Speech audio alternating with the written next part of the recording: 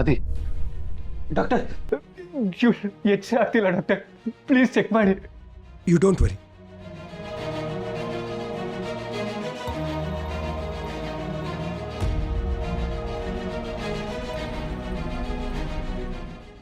ಇಲ್ಲಿ ಸ್ವಲ್ಪ ಧೂಳಿದೆ, ಸಫೋಕೇಟಿವ್ ಆಗಿದೆ. ಹೊರಗೆ ತಗೊಂಡು ಹೋಗೋಣವಾ? ಅವ್ರಿಗೆ ಸ್ವಲ್ಪ ಗಾಳಿ ಆಡಬೇಕು.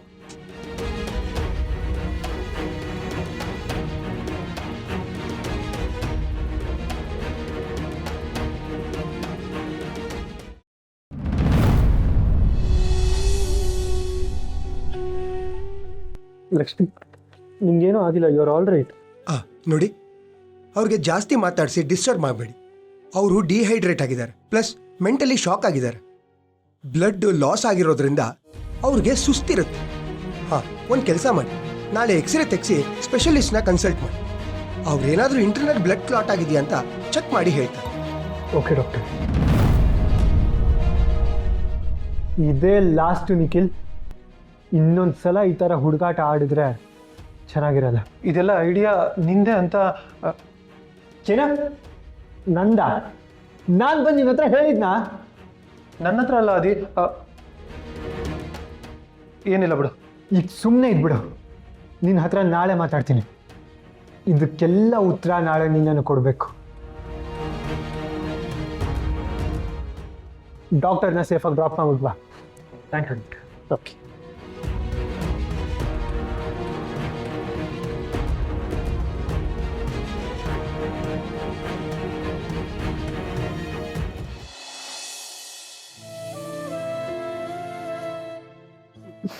ನಿಂತ್ಕೊಳ್ಳೋಕ್ಕಾಗ್ತಿಲ್ವಾ?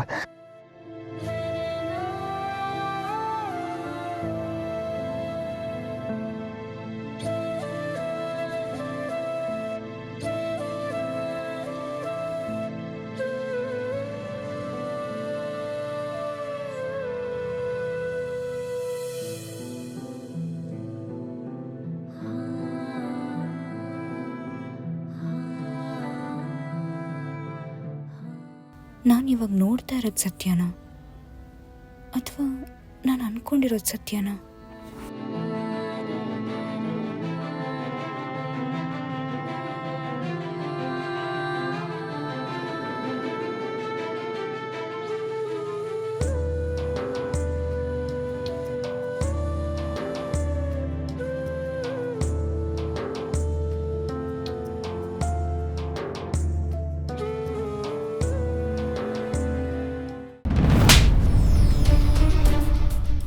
ಆದಿ ಹತ್ರ ಹೋಗಿ ಹೇಳೋ ಅವಶ್ಯಕತೆ ಏನಿತ್ತು?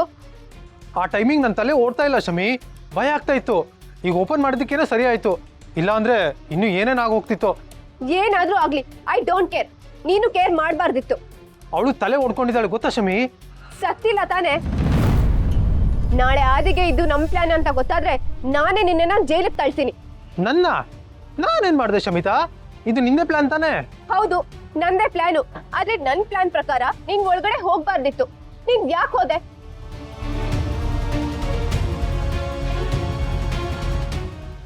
ಅಪ್ಪಿ ತಪ್ಪಿನೂ ನಮ್ಗೆ ಯಾರ ಹೆಸರು ಬರ್ಬಾರ್ದು. ನಾನು ಸುಳ್ಳು ಹೇಳಕ್ ಗೊತ್ತಾಗಲ್ಲ. ಆಯ್ತಪ್ಪ, ನೀನ್ ದೊಡ್ಡ ಸತ್ಯ ಹರಿಶ್ಚಂದ್ರನೇ ಅಲ್ವಾ? ನೀನ್ ಸುಳ್ಳು ಹೇಳ್ಬೇಡ, ಹಾಗಂತ ನಿಜನೂ ಹೇಳ್ಬೇಡ. ಸುಮ್ನೆ ಸೈಲೆಂಟ್ ಆಗಿದ್ಬಿಡು. ಸೈಲೆಂಟ್ ಆಗಿದ್ದು ಆದಿ ಹತ್ರ ಬೈಸ್ಕೊಳ್ಳ? ಬೈದ್ರೆ ಬೈಸ್ಕೊ, ಹೊಡೆದ್ರೆ ಹೊಡಿಸ್ಕೊ, ಆದ್ರೆ ಸತ್ಯ ಮಾತ್ರ ನಿನ್ ಬಾಯಿಂದ ಹೊರಗ್ ಬರ್ಬಾರ್ದು. ನಾವೇ ಏನೋ ಒಂದು ಹೇಳಿ ಮ್ಯಾನೇಜ್ ಮಾಡ್ತೀವಿ. ಅದೇನ್ ಮ್ಯಾನೇಜ್ ಮಾಡ್ತೀಯ ಮಾಡು, ನನ್ನ ತಲೆಗೆ ಮಾತ್ರ ತರಬೇಡ. ಸರಿ, ಒಂದ್ ಕೆಲ್ಸ ಮಾಡು ನಿಖಿಲ್. ನೀನು ನಾಳೆಯಿಂದ ಕಾಲೇಜ್ ಕಡೆ ತಲೆ ಹಾಕ್ಬೇಡ, ಫೋನ್ ಕೂಡ ಆನ್ ಮಾಡ್ಬೇಡ. ಸರಿ.